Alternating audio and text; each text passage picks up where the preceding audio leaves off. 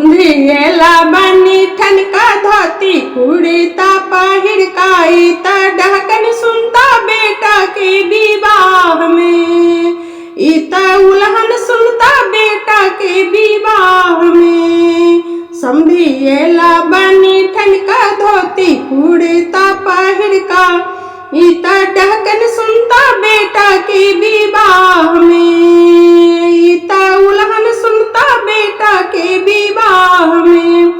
हम सब करे छे यहाँ के पुछारी यहाँ गीत सुनब की गारी यहाँ गीत सुनब की गारी आकी डहकन सुनब बेटा के विवाह में। बाजू डहकन सुनब बेटा के विवाह में।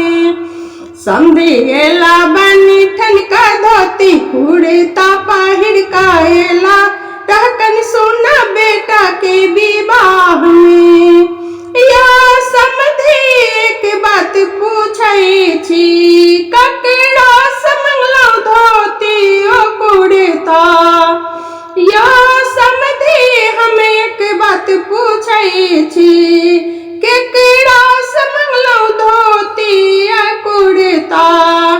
हिनका कारी चून लगाओ हिनका गधा पर बैठाओ इनका साड़ी चूड़ी पहनाओ हिनका स्वागत भेलन बेटा के विवाह में। बड़ निक स्वागत